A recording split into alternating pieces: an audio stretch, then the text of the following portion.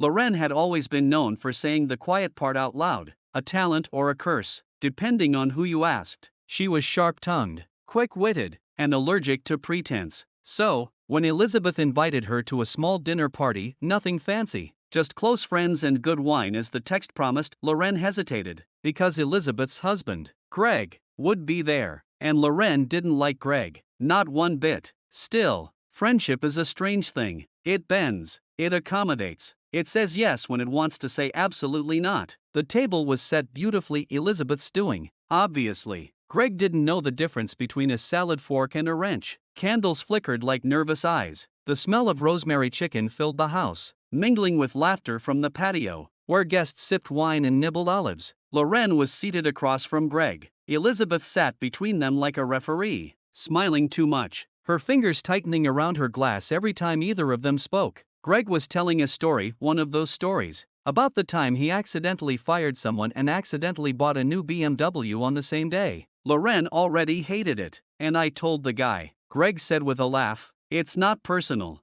Business is business, you know? But then he cried, right there in the office. Everyone laughed politely. Loren did not. She sipped her wine and said, almost too softly, that's not funny. Greg turned to her, his grin not quite reaching his eyes. Come on, Loren, it's just a story. Lighten up. You made someone cry because you fired them, and you found it funny, she said, setting her glass down. That's not just unfunny, that's cruel. There was a pause, one of those long, tight silences that feels like it lasts a year. Elizabeth reached for Loren's hand. Let's not get into anything tonight, okay? Loren gently pulled her hand away. I'm not starting anything. I'm just saying, maybe don't laugh about being the villain in someone else's story. Greg's eyes narrowed. You calling me a villain now? No, Loren said, leaning back. I didn't call you a villain. But the tension was already wrapping around the room like invisible vines. And then it happened. Greg said, with the charm of a man who thought himself clever, you know, I think you just don't like men with power. Loren laughed. Power? You fired a guy to make room for your new office espresso machine. Okay, Elizabeth said, a little louder, trying to cut through the ice forming between them. And Loren, frustrated, tired of the smirks and the self-importance and the unbearable arrogance, muttered under her breath, but loud enough to be heard, you're a horrible person. The room froze.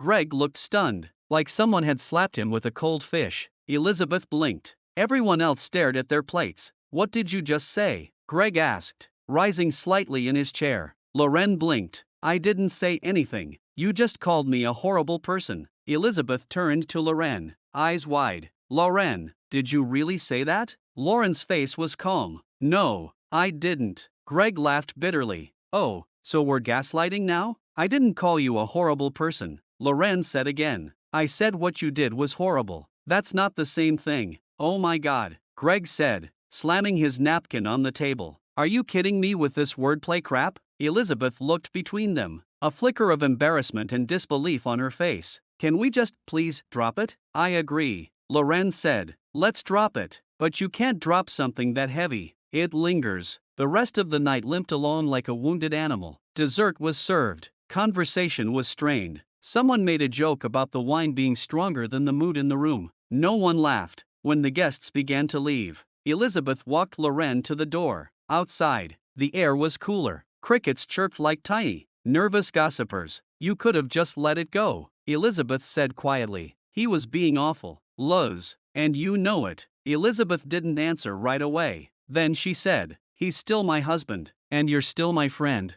Loren said. Elizabeth looked away. You really didn't say it? No, I said his actions were horrible. I chose my words carefully. Elizabeth exhaled, arms crossed. You do that a lot. What? Choose your words carefully, twist them, hide behind them. Loren looked at her. I'm not hiding behind anything. You heard what he said tonight, about firing that man, about power. You laughed along with it. Elizabeth's expression tightened. Because it's easier than fighting. Easier for who? Silence. Then Elizabeth said, you know what, Loren? You did say it. Maybe not word for word, but you meant it. And that's what matters. Loren's voice was quiet. If I meant it, wouldn't I have said it louder? Elizabeth gave a small, bitter smile. You don't always have to shout to hurt someone. They didn't speak for 2 weeks, then a month, then 3. Elizabeth posted photos of her and Greg on a vacation in Greece. Loren didn't like any of them. Loren sent a birthday card.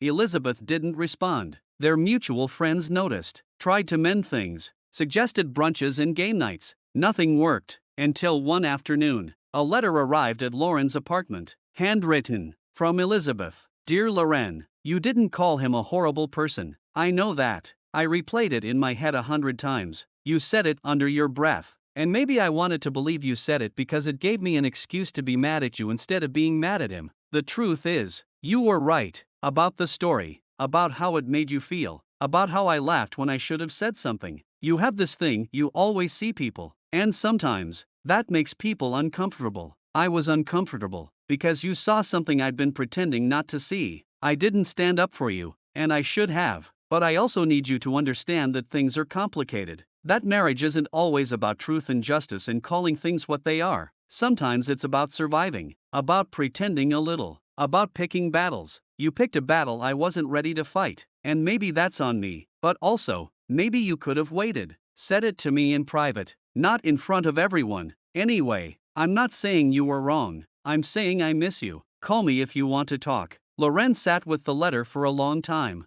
Then she picked up the phone. She stared at Elizabeth's contact. She didn't call. Not yet. Instead, she opened her notes app, wrote, said it to me in private. What if the truth needs witnesses? She closed the app. Then finally, she called.